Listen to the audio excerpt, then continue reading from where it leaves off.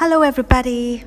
Today, I would like to welcome my very first guest, Sarah Willard. Sarah was born in Italy in 1978. She lived in Italy until she was 18, and then she moved to UK to study illustration. She worked in London for 2 years before she joined Kingston University in Surrey. She also spent time in Holland, working in Amsterdam during her summer holiday breaks. At a certain point, she thought she would move to Holland to live, a country where she loves and she connected. In fact, half of her family is Dutch from her mother's side. So sometimes she thinks that she still can live in Amsterdam, and she thinks it can be possible in future as life is unpredictable. Sarah met Miles, her actual husband, at the age of 23 in London when she was finishing her master's course in design. Now, after 19 years, she's still with Miles, and she considered this to be one of the biggest achievements of her life. Sarah then moved with Miles to Spain in 2005, and they lived for almost 10 years. In her memories, Spain was a hard place to be because it offered few good working opportunities, and many challenges had presented themselves, such as the 2009 economic crisis, which impacted many aspects of their life. Spain was a great place to enjoy life, but not a good place to work. In 2014, Sarah and Miles moved to UAE, and they lived here ever since. Sarah is an art teacher at the UAE University, and illustrates books in her free time. She says she's really happy at this stage of her life because she's doing something she dreamt of to do since childhood. She considers this to be her second biggest achievement. She concludes by saying that she will surely be facing more challenges or maybe changes in the near future. My first question to you, Sarah, is what are you always thankful for? Okay, so I don't think I'm thankful to anything. I mean, like something specific, but I kind of I feel lucky, and somehow I am thankful to the law of chaos. But the fact that, I was born in a decent place and I had opportunities in life. Yeah. And when talking about opportunities, can you tell me what are those? Yeah, well, like when you look at where you're born, for example, this is why I say the law of chaos, because I could have been born in a horrible place, in a war zone, and in a place, contaminated by something. And so I was born in a decent family, well, call it decent, and had like opportunities like going to a normal school, having friends, growing up safely in a healthy environment. So this is what I'm thankful of, and this is what I feel that I'm lucky for. How did you come to Alain? Tell me a story about you coming to Alain. How did it happen? Oh, okay. So I was looking for a job in 2000. Since 2010, I was trying to move away from Spain, where I was living before, and I started teaching, but opportunity didn't present themselves. I wanted to work into the art field. I did before, then there was a crisis. I lost my job, and then I was looking in the same city, and there was nothing.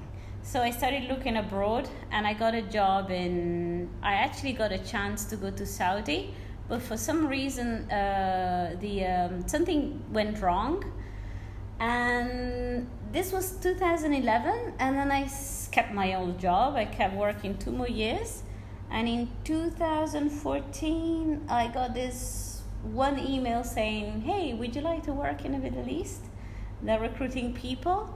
And I sent one CV, I got one interview, and the next day I got a job. So that was it was meant to happen.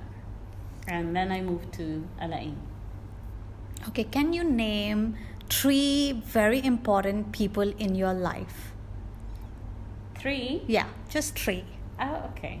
I made a bigger list. Okay, so I think that, well, first of all, my husband is my soulmate. Yeah, the person who I live with, and of course, has got major relevance to my life. Okay, so, well, would I say my mother and my father? My father is dead, but my father, yeah, was an inspiring figure, and my mother also, for the way she brought me up. Yeah, those are the people who have influenced me the most so far. Do you know any person who have who have handled life with like challenges, with like with gracefully? And if you know that person, what did you learn from that person? Okay, so I think that in terms of challenges, we all had challenges. And yeah, my mother is a person that was, I can't say challenge because it means something else, but she had lots of challenges in life. And I think that what I've learned from her is that, well, I've learned, or maybe the genes, I don't know, like she's always positive. No matter what happens, she keeps going. So I think I have the same. Maybe I'm not always positive, but no matter what, I just keep moving on. So yeah, this is the same attitude. So your mother is the person that you admire for all the challenges that she has come across? Yeah, well, no, actually. Okay. I mean, like, certain things I really admire her, and certain things I don't. Like the way she handled her love life. I think that she could have been smarter, but maybe she didn't know because she had a certain personality, or she was young. But in the way she handled things, after all, I can say that I admire her. Yeah, most of all, yeah, generally speaking. Have you received a significant help in your life? Always from family. I mean, like, let's say, well, in terms of study, I got help from my mother, like in terms of she helped me go abroad and, sustain my study, although I was working. That in terms of financial help. In terms of psychological help, I think that my father was a huge stimulus, but it was not always positive in a way that, but I've got a theory, meaning that whatever comes and, hurts you, it could be helped afterward. Like whatever you experience in life and it's something wrong, it's still good because you're learning from it. So in terms of challenges, I was very much challenged by my father in the good ways and the bad ways, and then I made my opinion and I formed my character from I don't know, like his teaching or his way of dealing with life. Yeah. But there are many more people. And I was thinking about, in terms of help, if you think like you take and you give, I also see that I've had to help a lot of people along the way. Not all the time I do, but I think that I do help people in generally when I can. So you give and you receive and you give. Yeah. But do you have any like important event that have changed you in this life? Do you have any important events like while you're growing up? Yeah. Okay, so yeah. Okay, so I'm thinking about like teenage, okay, because this is when you kind of are shaken up and down. Okay, so I remember that I was quite chubby, and I ate lots of crap food and lots of cookies and stuff, and I was really getting big, and I was sitting on the sofa and I was eating.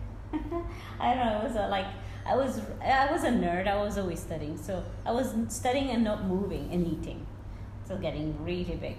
And then my father came and sat next to me, and he told me something really funny. He said, he squeezed me on the side, said, "Oh, you're becoming you're becoming like a sofa." I said, "Look at the rolls, the Michelin, the rolls here on your side." And I was like, "Oh, shame, how could you say that?" He said, "It's true, you know, like you're very soft." Oh my God, then I understood that I had to change. And then I started exercising, and then this really changed. This sentence, like you're like the sofa, really changed my life. And what else? Well, events changed my life, but not, like, I don't know, when I changed school, I changed my life in a way that I was hanging out with stupid people. I wouldn't say stupid people, but people who had, I don't know, like I was, between the 14 and 15, I was like hanging with people that would have, I don't know, like an attitude, very negligent and stuff. And then I think my mother at the time was really concerned, and she saw me always hanging out with these people and never studying. But it's not that I never studied, I was just getting, you know, I was doing well at school, but I was achieving with not studying. So she decided to to move with me from that school, and she sent me to a more difficult school. So from zero, I had to study 100% more, and then I think I changed because I was always studying and working hard, and these group of people that I was hanging out with, I've never seen them before. So also we changed village, we changed city, and I've not really been in touch with these people. And I think that my mom was really happy because she moved me away from these people. I was really angry at the beginning, but then of course you get used to it, and that's it. Yeah, probably for the better. What else? What are the important memories that you would wish to treasure and keep? Oh, sorry. Okay, I think that one of the nicest treasures, one of the nicest memories, when I met Miles, my husband. Yeah. Shall I tell you how? Or Yeah, you can tell me how. yeah. Okay, so I was trying to date someone else, and he was a lifeguard. He was working with me, and I went to his house for the party. It was the 28th of March of 2003. And I was hanging around this guy. I can't even remember his name now. Oh my God. Kim was his name. So this was which year? 2003. Okay. Yeah, this guy, he looked like Bruce Lee, had an amazing body. And he was from Brazil, but he was Japanese Brazil. In fact, he looked like Japanese, but he was Brazilian. And his name was Kim, and we used to get on really well together, and I think there was something started there. So I go to his house, and he was, but he never tried anything, right? So there in the courtyard, I meet this guy called Miles, and he started talking to me, but he approached me in a violent way. He started talking about all sorts of stuff. And then we went home together, so the rest you can imagine. And then he hung on, and we started going out together. And I remember later on, 6 months later, this guy Kim came to me and said, "Sarah, why? We could have had the chance." And I said to him, "Yeah, but you never asked me," so I kind of went for the other guy, and he worked out really well. So, not that I regret it, but it was funny that we both understood that there was something going on, but then I suddenly switched for this stranger, that somehow this stranger became my husband after years, though. Yeah, that was really funny. Okay. Yeah. So you are an art instructor and you do illustration for the children's book. So how would you define your art? That's a question that I'm not really know how to answer. Oh my God. That's a good question. Well, my art is not, I'm not a fine artist. So I don't do art just for the sake of doing. I need to have a purpose, otherwise I will not do anything. Purpose is like commission, money. I'm not one of these people that have got any message to say to the world. I'm not like an activist or a person that would like to change the world. I really don't. I don't know. I pretty much live in my own world and I'm happy with who I am with and my little community. And I do make my changes, but I'm not one of these people that thinks that art can change the world, because, well, it might be true somehow, but I think that is so much superficiality in art and the art world. So I appreciate what I see, but also there is a huge part of art that I don't really like and I'm not engaged in. So my art is purely illustrative, purely to let's say to the scope of doing what I need to do for whatever commission, whatever. And I need to follow guidelines, so I do have my style, but it's not really all the time what I want to do. Is how it comes out to be because someone asks for it, and I'm really happy with that. But as if you're working as just an independent soul, how would you describe your style of art? I don't have one particular style. I have many styles. So according to what I need to do, I'll implement something. It could be comics sometimes, it could be... Oh yeah, but in one thing I can answer to you. I am, as artist, I don't like to do sculpture. Yeah, that's the thing. I'm not... My father was a sculptor. It's not because my father was a sculptor that I don't like to do sculpture. The truth is, I don't like to do sculpture, or I don't like to get my hands dirty. Because, yeah, that's the fact. I don't like to get my hands dirty. So I don't like anything that is messy, heavy to lift, something to drill, something to move, something that and then also I am obsessed with cleanliness. So when I work, everything needs to be neat and clean. I'm not a person that, I will never be able to have a studio where I've got things on the floor and oh God, this drives me crazy mentally. No. So this is, it needs to be neat, it needs to be graphic, it needs to be somehow contained, very clinical. Yeah, unfortunately, maybe unfortunately, but, and that's why I would say that I don't do sculpture. I just like illustrations a lot. Illustration is my strength and I like to do that, mostly. So what is the best qualities about Miles that you really admire in him? You said qualities. Is it two or what? You can say as many as you like. Oh, okay, so I'm gonna expand. Yeah. Okay, so, well, the first, I think that I like the fact that he doesn't give a crap about anything, in a way that he's not judgmental, and he's always very supportive. Anything you do, like, it really supports you. For example, I'll give you an example. Like, he doesn't make you feel guilty about anything, or like, for example, I want to eat like, I don't know, chips or something that is not healthy in the evening, and I complain to myself, oh, I shouldn't be eating this, and like, he comes along and he says, don't worry, just enjoy your life. If you do it once, it's okay. Or things like that. Or if I get worried about some emails that I've sent, and I wonder, it's ridiculous, and he says, no, like, people can make mistakes. So basically, in a way that he kind of never judges and makes you feel good, or makes the problem you are raising, it makes it feel okay. Like, like, sometimes you make a mistake and you and you're angry at yourself, right? And if you speak to someone like a friend or your partner, they make it even worse. They say, "Oh yeah, no, you are right. You're wrong. You shouldn't have done this." So this is the worst when you're already in a bad mood. No one should be doing this, and he's really good at make you feel better about that. And well, another quality,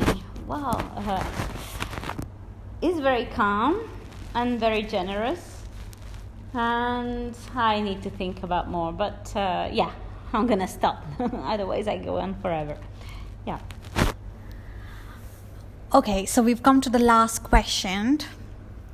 That is, what advice would you like to give to the younger generation about life, and also about somebody, a young student who's starting as art as his career? So what would you like to advise he or her? Okay, so there are two kinds of advices. One is about life, and one is about career. So in terms of life, I'd say that to have healthy relationships, you always need to talk through your relationship, your partner or your friend or your sister. And it's very important not to bottle things up, because it'll make you feel worse. I mean, you can do if you don't really care about a person, but if you care about a person, you have to face it, even if it hurts. I say this because I know here many people don't tend to do so. I've met people that don't open up to their parents, and this is really sad. So I would like to encourage young people to just seek advice, not just in their friends or their teachers, but also to talk to the parents. Little by little, there needs to be more communication, especially here. And in terms of art, just know that art is difficult as a profession. It doesn't really, unless you make it and you're really lucky, unless you become a millionaire like a famous artist, it might be the case that the income is not always stable, especially in freelancing. And just know that to do art is a struggle. You can do it for yourself and don't expect any money, but if you want to live on art, you need to be resilient, and you need to work really hard. And if you're a student, you need to work hard in technique, but I'm going to add this, not just only in technique, but also you need to start making contacts with, it depends what you want to do, but contacts are very important. You need to do collaborations, find commissions, and work your way up. Yeah, that's the best advice. Thank you so much, Sarah, for your valuable advice, and thank you so much for being here with me.